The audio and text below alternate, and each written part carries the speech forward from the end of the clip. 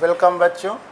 तो अभी तक हम लोगों ने लैग्रेंजियन के बारे में पढ़ा, लैग्रेंजीज इक्वेशन के बारे में पढ़ा और डी'एलेम्बर्ट प्रिंसिपल के बारे में पढ़ा और उससे रिलेटेड कुछ प्रॉब्लम सॉल्व की गई। अब हम लोग उसी तरह हैमिल्टोनियन के बारे में पढ़ेंगे, हैमिल्टन्स प्रिंसिपल के बारे में पढ़ेंगे और हैमिल्टन्स इक्वेशन ऑफ मोशन के बारे में पढ़ेंगे। और जो प्रॉब्लम हम लोगों ने लैग्रेंजियन मेथड से सॉल्व की थी उन्हीं प्रॉब्लम्स को हैमिल्टोनियन या हैमिल्टन्स प्रिंसिपल मेथड से भी सॉल्व करेंगे। तो उसके लिए हम लोग सबसे पहले जो पढ़ेंगे वो, जैसे हम लोगों ने वहाँ पर डी'एलेम्बर्ट प्रिंसिपल लिया था, उसी तरह यहाँ पर हैमिल्टन्स वेरिएशनल प्रिंसिपल सबसे पहले हम लोग करेंगे। Hamilton's variational principal,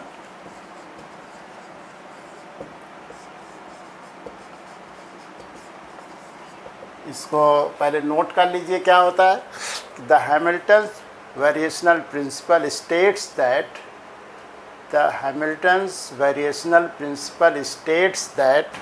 the motion of the conservative holonomic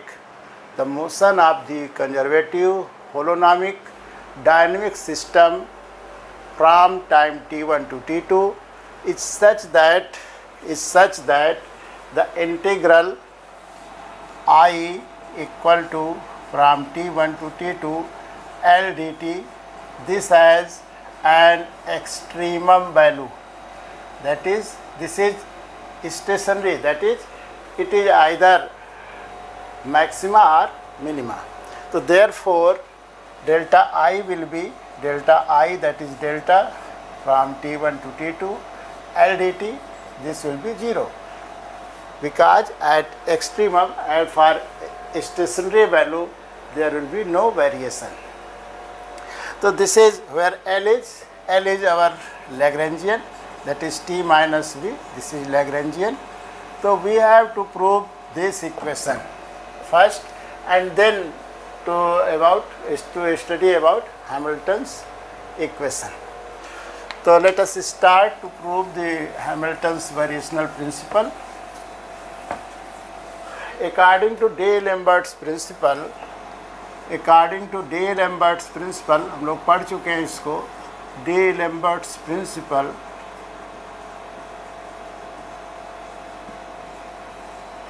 if Fi is the force on the ith particle and Pi is the momentum due to external force, then this force remains in equilibrium and the virtual work done by this resultant force is 0. This is our डी'एलेम्बर्ट्स principle. Now we have to prove our Hamilton's principle using this. तो अगर इसको हम लोग लिखना चाहें तो दो part में कर लें, एक इसका टर्म है दूसरा Pi का टर्म है। तो ये इक्वेशन क्या हो जाएगा हमारा, summation over I Fi dot delta Ri, this is equal to summation I and Pi dot delta Ri. Pi dot means rate of change of linear momentum. अब इसका अगर हम लोग राइट हैंड साइड कंसीडर करें, इसको पहले इसकी value मान लीजिए, दिस इज इक्वेशन नंबर से 1 एंड दिस इज 2। तो अब इसमें consider right hand side, consider RHS, और पहले इसको सॉल्व कर ले और फिर ला के इक्वेशन नंबर 2 में हम लोग सब्स्टिट्यूट कर देंगे। तो RHS में क्या हो जाएगा, इक्वेशन 2 हम लोग इसको यहाँ पर लिख ले रहे हैं, equation 2 summation I Fi dot delta Ri equal to summation I Pi dot delta Ri, this is equation 2। इसको हम लोगों ने वहाँ पर लिख दिया हुआ है। अब RHS इसका देखा जाए तो RHS क्या है हम लोगों का, RHS is summation I Pi dot delta Ri. Now Pi is MVI and dot, तो MVI dot हो जाएगा, this is equal to summation I Mi R I, ये क्या हो जाएगा, R I double dot, since V I is R I dot and vi dot will be ri double dot. So this is the velocity. Now this is acceleration and delta ri. So our first priority is that we have to replace double dot in single dot. That is acceleration को velocity के term में convert करना है, उसके लिए कुछ modification करना पड़े वो हम लोग कर लेंगे। तो हम लोग सबसे पहले क्या करेंगे, कंसीडर इसको डबल डॉट को रिप्लेस करेंगे। तो से दिस इज इक्वेशन 3, इक्वेशन 3 में डबल डॉट वाले टर्म को रिप्लेस करना है, तो उसके लिए हम लोग कुछ करेंगे। तो लेट कंसीडर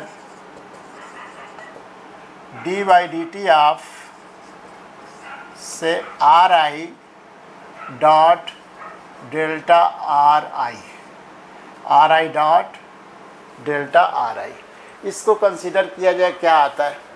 तो कंसीडर करें तो दो टर्म है, are I dot and delta R I. तो फर्स्ट टर्म सेकेंड टर्म इसके हिसाब से कर लें मल्टीप्लिकेशन के हिसाब से। तो first term R I dot dot second term का differentiation D by D T of delta R I. फिर क्या आएगा इसके बाद आएगा फर्स्ट टर्म का डिफ्रेंसिएशन, तो आर आई डबल डॉट और डॉट डेल्टा आर आई। तो इससे हमको चाहिए क्या था, R I double dot delta R I, इसकी वैल्यू यहाँ से निकल आएगी। That is R I double dot delta R I, this is equal to D by D T of R I dot delta R I minus this term, this minus ri dot d by dt of delta R आई। अब देखिए यहाँ पर एक चीज़ हम लोग और use करेंगे कि हमारा जो यहाँ पर क्या है, डी बाई डी टी है और दूसरा ऑपरेशन क्या है, डेल्टा। इनको इंटरचेंज कर सकते हैं क्योंकि ये ऑपरेटर कम्यूट करते हैं, D by D T and delta commutes. तो किसी को आगे पहले कर सकते हैं, चाहे पहले डी बाई डी टी करिए और चाहे पहले डेल्टा करिए। तो हम लोग इसको इंटरचेंज कर ले रहे हैं, तो इससे होगा क्या फ़ायदा, तो this is equal to D by D T of R I dot delta R I minus ये क्या हो जाएगा, आर आई डॉट। अब इसको अगर डेल्टा हम लोग इधर ले लें डेल्टा, तो ये हो जाएगा D by D T of R I and that will be are I dot. तो ये हो जाएगा डेल्टा आर आई डॉट।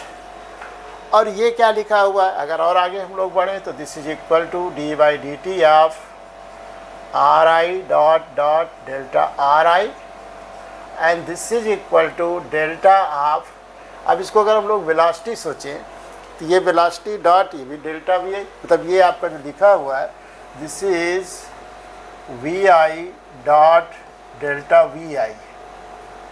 और इसको दोनों को अगर हम लोग इकट्ठा कर दें तो इसको हम लोग लिख सकते हैं this is equal to half V I square. ये हम लोग पहले भी कर चुके हैं, तब इसको हम लोग मान लें कि V I dot V I square is V I dot V I vector V I dot vector V I. तो उसमें फर्स्ट टर्म सेकेंड टर्म के हिसाब से करेंगे तो ये टर्म हमारा 2 टाइम्स आ जाएगा, इसलिए हाफ का टर्म आ गया। तो ये हमारा आर डबल डॉट की वैल्यू आ गई। इसको हम लोग सब्सटीट्यूट कर दें इन इक्वेशन नंबर 3। तो इक्वेशन 3 हमारा क्या हो गया, तो दिस इज इक्वल टू ये कितना हो गया, समेशन ओवर आई एम आई तो है आपका, और क्या हो जाएगा बाकी ये सब रख दीजिए, D by D T of R I dot delta R I, ये एम आई हो गया। और इसकी हम लोग क्या कर रहे हैं, इसकी वैल्यू सब्सटीट्यूट कर रहे हैं यहाँ से। तो ये हो गया term minus delta of half V I square. अब समेशन और डेल्टा को दोनों को हम लोग अंदर कर देते हैं।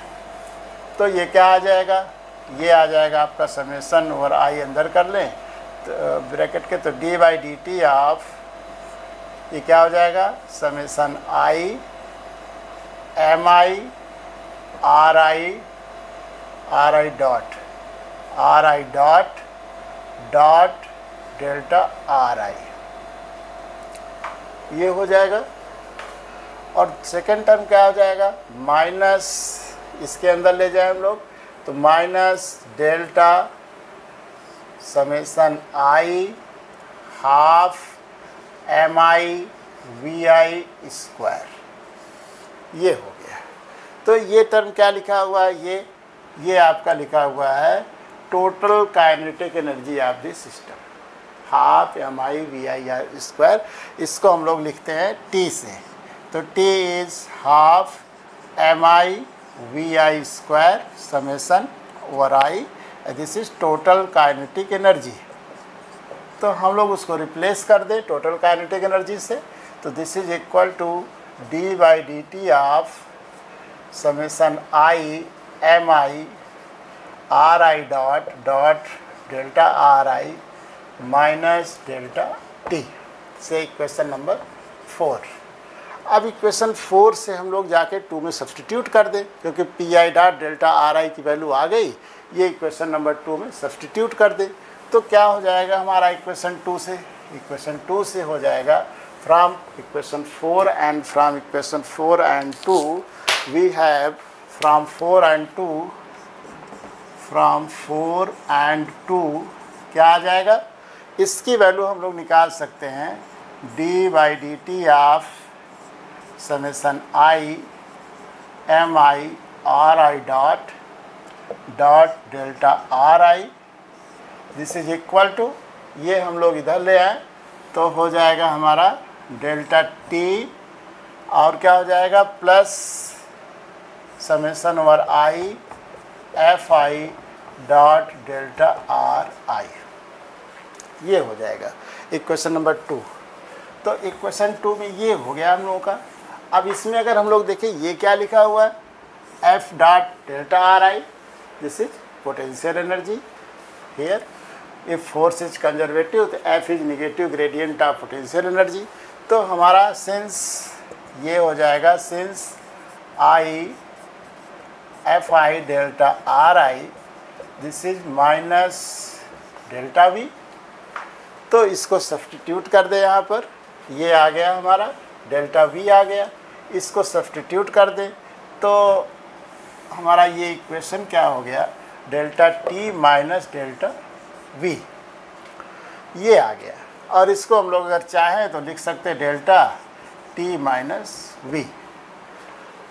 अब इस इक्वेशन को, इक्वेशन नंबर 5, इसको इंटीग्रेट कर दें with respect to T from T1 to T2, integrating equation 5 with respect to T from T1 to T2, तो क्या आ जाएगा, this is equal to T1 to T2, और यहाँ पर हम लोग dt कर दें, दिस dt इक्वल टू कितना हो जाएगा, this is T1 to T2 delta t minus V dt, इसको इंटीग्रेट कर दिए with respect to t from T1 to T2। तो अब देखिए ये क्या होगा, इसका इंटीग्रल, इसका since D by D T of this, उसको इंटीग्रेट कर रहे हैं विद रिस्पेक्ट टू t, तो इंटीग्रल कितना आ जाएगा, डी बाई डी टी खत्म हो जाएगा, तो इंटीग्रल आ जाएगा summation over I M I R I dot delta R आई, और ये आ जाएगा इंटीग्रल, इस पूरे का इंटीग्रेशन, और उसकी लिमिट कहाँ से कहाँ तक, from T1 to T2, this is equal to, अब देखिए यहाँ पर क्या है, यहाँ पर डेल्टा कर उसके बाद इंटीग्रेट किया गया, और चाहे पहले इंटीग्रेट करके तब डेल्टा निकालिए, जैसे हम लोग डिफ्रेंसिएशन में कह रहे थे कि पहले चाहे डी बाई डी टी करिए और तब डेल्टा निकालिए, या पहले डेल्टा निकालिए तब डी बाई डी टी करिए। तो हम लोग इसको लिख सकते हैं, डेल्टा बाहर कर लिए, बाद में कर लेंगे, पहले इंटीग्रेट कर लेते हैं T minus V D T. तो left hand right hand side क्या हो गया हमारा डेल्टा, और ये क्या लिखा हुआ है एल, तो from T1 to T2 L D T, ये आ गया आर एच एस। इधर क्या होगा, अब हमको लिमिट लेना है, किसका कहाँ पर लेंगे, डेल्टा आर आई की वैल्यू। डेल्टा आर आई की वैल्यू कब, at point T1 and at point T2, that is हम लोग का ये जो आएगा, this is equal to I M I R I dot और इसको हम लोग लिख दे delta R I at T2 minus delta R I at T1। ये लिमिट हम लोगों ने ले ली।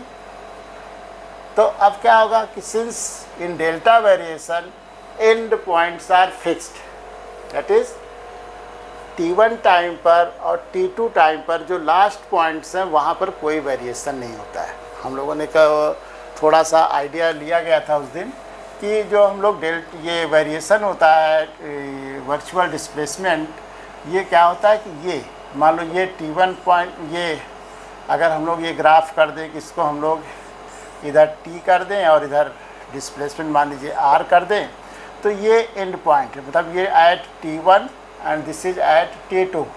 तो यहाँ पर वेरिएशन नहीं, इन पॉइंट पर वेरिएशन नहीं होता है। वेरिएशन किसी बीच के पॉइंट पे हम लोग निकाल सकते हैं कि देखिए यहाँ पर अगर हम टाइम T फिक्स कर दें तो यहाँ पर ये जो वेरिएशन है इन दो पॉइंट के बीच का, इसको कहते हैं वर्चुअल डिस्प्लेसमेंट। तो एंड पॉइंट पर वेरिएशन नहीं होता है। तो इसका मतलब हुआ कि this is zero and this is zero. तो हम लोगों का आ गया इक्वेशन, दैट इज़ हम लोग का क्या आ गया कि ये लेफ्ट हैंड साइड ज़ीरो आ गया। तो from delta T1 to T2 L dt is 0 and this is Hamilton's variational principle. तो ये हम लोग को प्रूफ करना था। और अगर ये 0 है तो इसका मतलब हुआ कि L D T T1 to T2 extremum होगा।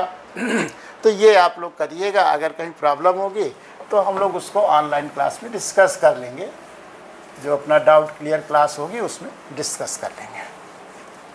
तो ये आपका हैमिल्टन्स प्रिंसिपल हो गया।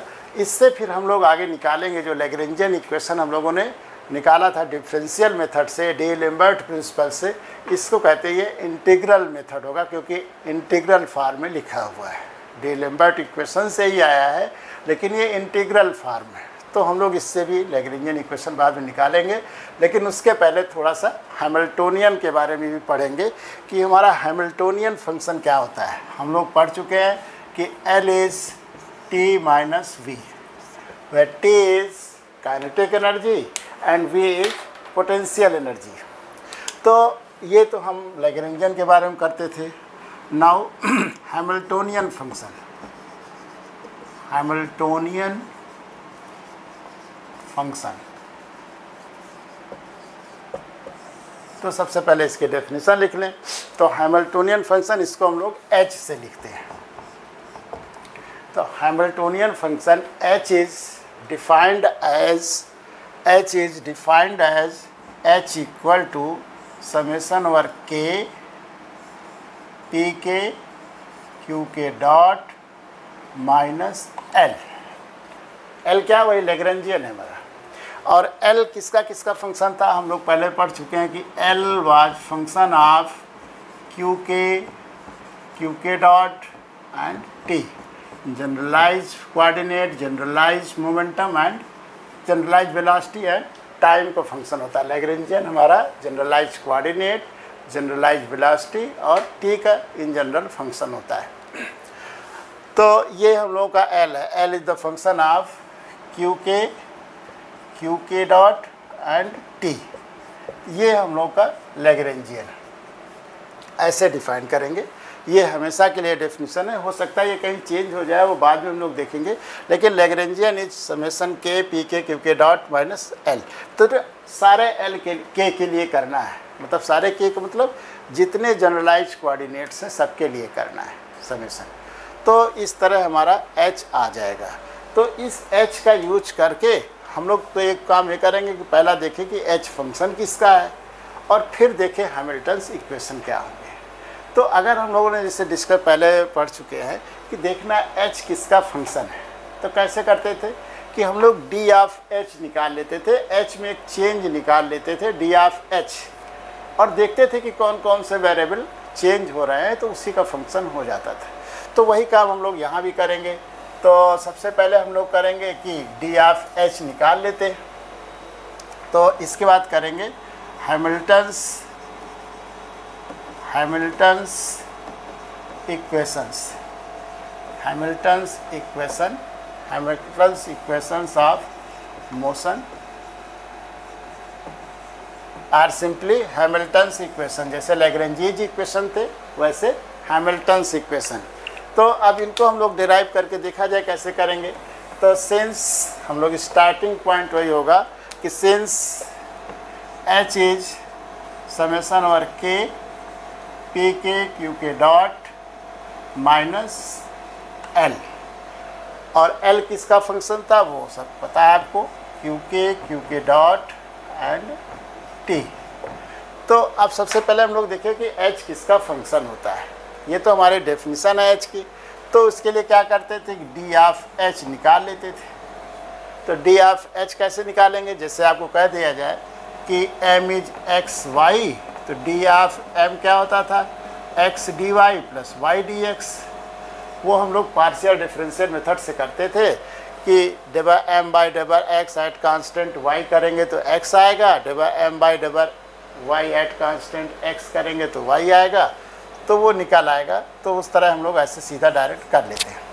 तो यहाँ पर क्या हो जाएगा, D H summation over K P के D Q K dot minus plus summation over के, अब क्या होगा दूसरा term Q K dot D P K. ये तो इसका डिफरेंस डी हो गया, डी ऑफ दिस, और इसमें क्या हो जाएगा माइनस डी ऑफ एल, और एल फंक्शन है Q K dot and T का।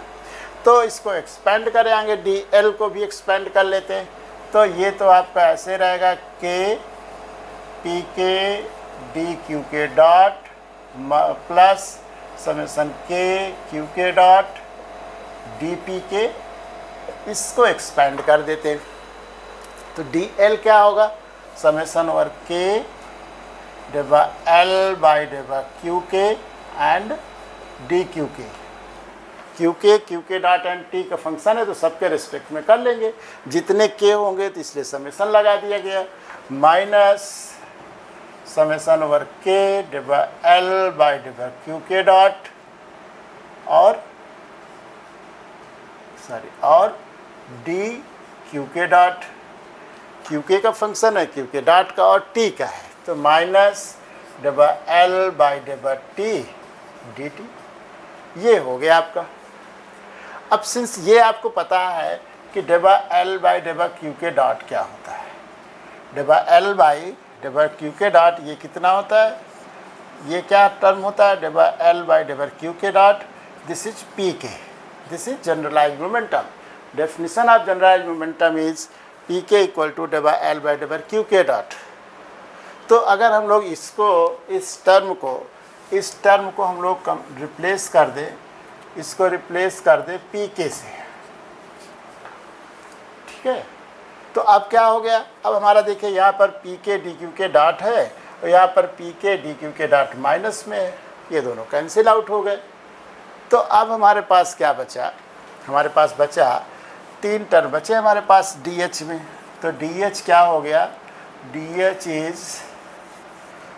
एच कितना हो गया, ये हो गया आपका, this is equal to summation over K Q K dot D P K, दूसरा क्या है माइनस समेसन ओवर के डिवा L by diva Q K and D Q K, और तीसरा टर्म आया आपका माइनस डिवा एल बाई डिवा T D T.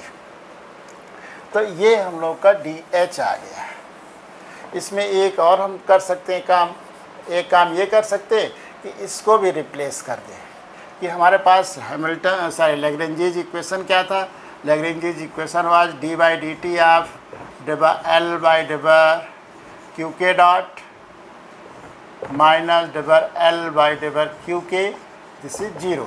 तो इसको अगर हम लोग सॉल्व करें तो ये क्या लिखा, D by D T of, और ये क्या लिखा, this is P K, and this is equal to हो जाएगा L बाई क्यू के, और ये क्या लिखा हुआ है D P K by D T, that is P K dot, this is equal to L by Q K. तो हम लोग L बाई क्यू के को रिप्लेस कर सकते हैं पी के डॉट से, तो ये भी कर लेते हैं। तो डी एच फाइनली आके आ गया हमारा, डी एच इक्वल टू आ गया, डी एच इक्वल टू आ गया समेसन वर्ग के, यहाँ पर क्या हो जाएगा क्यू के डॉट और डी पी के, दूसरा क्या आएगा माइनस समेसन वर्ग के, ये हमारा कितना हो गया पी के डॉट और D Q K minus L by T D T से इक्वेशन नंबर 1।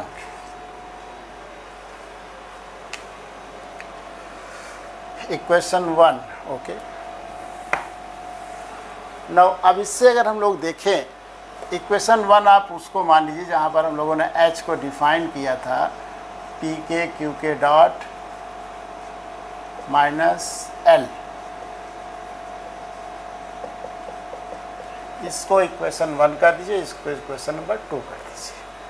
अब देखिए इसको अगर देखें तो अगर हम जब H से DH निकाल रहे हैं तो चेंज क्या क्या हो रहा है, डी पी के चेंज हो रहा है, एक चेंज क्यू के में चेंज आ रहा है और डी टी चेंज हो रहा है। दैट इज इससे हमारा निष्कर्ष निकला कि H is the function of what P के Q K and T, that is Q के पी के एंड टी, ये आ गया। जैसे हम लोग का L किसका फंक्शन था Q K dot and T, generalize coordinate, generalize velocity and time का, लेकिन H किसका फंक्शन आया Q K generalize coordinate, generalize momentum and T, तो ये H आ गया। अगर H ये है तो DH क्या होना चाहिए, DH शुड बी समेसन वर्ग के H बाई क्यू के डी क्यू के प्लस समेसन वर्ग के H बाई पी के डी पी के plus H by T D T, equation number 3। तो हम लोगों ने क्या किया कि पहले तो H से DH निकाल लिया, जब H से DH निकाल लिया तो उससे हमको पता लग गया कि हमारा H किसका किसका फंक्शन है, ये आ गया क्योंकि DH निकाला गया तो जिसका जिसका D आया उसका फंक्शन हो गया। तो D ऑफ पी के आया, D ऑफ क्यू के आया, D ऑफ डी टी आया, D ऑफ टी आया। तो इससे पता लग गया कि हमारा H क्यू के पी के और T का फंक्शन है, तो उसको हम लोग ठीक है, एक इक्वेशन 2 था। अब अगर H क्यू के पी के एंड T का फंक्शन है तो DH कितना होगा, तो उसके लिए हम लोगों ने अपना सामान्य जो फार्मूला होता है उसको यूज कर लिया गया। तो DH की मतलब H है तो DH की डेफिनेशन क्या होती, सबके ऊपर डिफ्रेंशिएट करके डी के डी पी के डी टी के रिस्पेक्ट में कर दिया गया, मतलब क्यू के रिस्पेक्ट में पी के और टी के रिस्पेक्ट में पार्शियल डिफ्रेंशिएशन करके निकाल लिया गया। तो अब हमारा इक्वेशन 2 और 3 अगर देखा जाए और दोनों को कंपेयर करें तो comparing equation 2 and 3, comparing equation 2 and 3, equation 2 and 3 we get क्या आ जाएगा आपका, देखिए डी, अब कोएफिशिएंट कंपेयर करेंगे तो जो हमारा डी पी के का कोएफिशिएंट है यहाँ पर और यहाँ पर दोनों बराबर होगा, तो that is Q K dot is H by P K.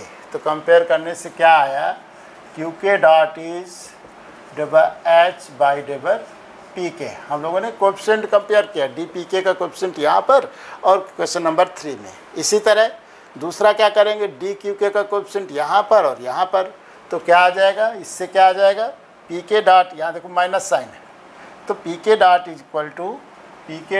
Equal to आ जाएगा minus H by Q K. और तीसरा एक और आएगा जो हम लोग लास्ट टर्म कंपेयर करेंगे, डी टी का कोएफिशिएंट कंपेयर करेंगे तो उससे आ जाएगा आपका L by T, this is equal to minus H by T. तो से this is equation number 4, this is equation number 5। Equation number 4 that is qk dot equal to double h by double pk and pk dot equal to minus double h upon double qk. Equation 4 is known as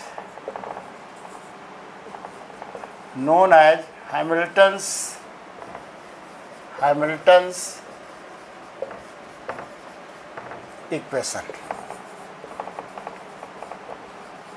Equation 4 that is qk dot equal to. तो ये जो दो equation आए हुए हैं ये जितने generalise coordinate होंगे उसी के करस्पॉन्डिंग जनरलाइज मोमेंटम होंगे तो उतने हमारे बन जाएंगे. इससे क्यू मान लो आर केवल एक जनरलाइज कोऑर्डिनेट है तो आर डॉट बनेगा और पी आर डॉट बनेगा. लेकिन अगर आर थीटा 2 हो गए कोऑर्डिनेट तो इसी तरह यहाँ पर R dot P R dot बनेगा, फिर थीटा डॉट और पी थीटा डॉट, सबके लिए इक्वेशन बनेंगे.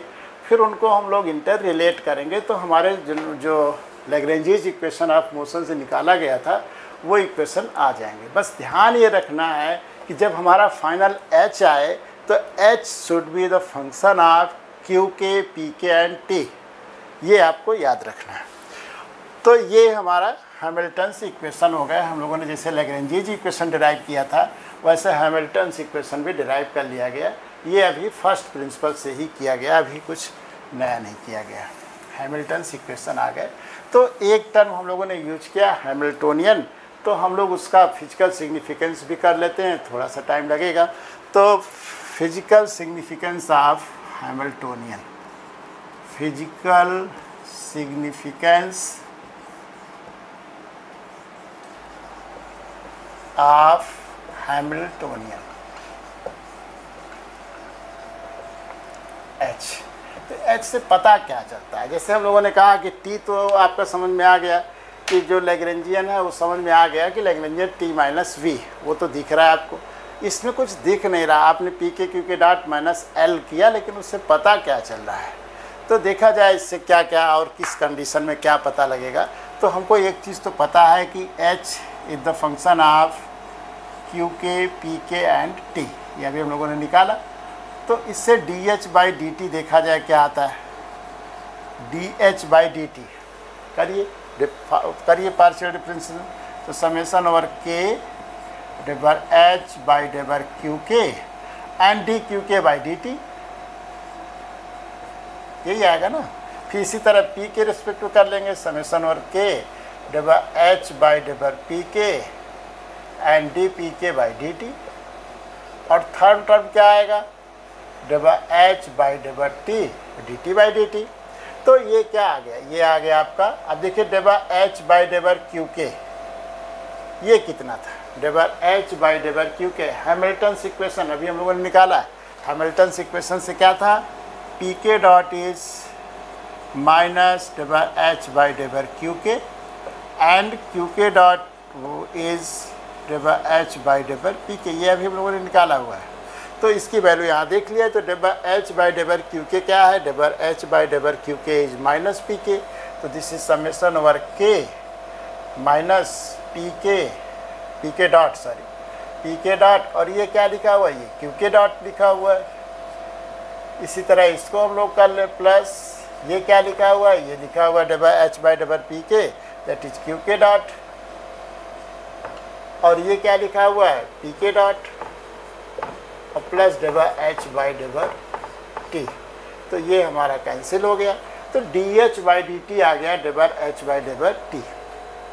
That is D H by D T और del H by del T में कोई अंतर नहीं है. अगर हम लोग निकालें तो D H by D T equal to आ गया del H by del T. ये आ गई ये कंडीशन. इससे equation number 1. Now del H by del T कितना आया था अभी हम लोग निकाले थे. Del H by del T was minus del L by del T, ये आया था. तो इससे क्या आ गया अगर हम लोग इसको सब्स्टिट्यूट कर दें तो minus del L by del T ये आ गया. D H by D T equal to minus del L by del t. अब देखिए यहाँ पर अगर हम लोग सोचें कि L is not explicit function of time. If L is not explicit function of time then if L is not explicit function of time then diver L by diver T will be 0. और इसको यहाँ substitute कर दें तो अगर इसको 0 कर दें अगर एक्सप्लिसिट फंक्शन नहीं है तो क्या हो जाएगा, D by D T equal to 0 हो जाएगा। दैट इज़, इसका मतलब क्या हुआ कि एच इज कांस्टेंट, क्योंकि ये डी बाई डी टी 0 है तो एच हमारा थ्रू आउट कांस्टेंट हो गया है।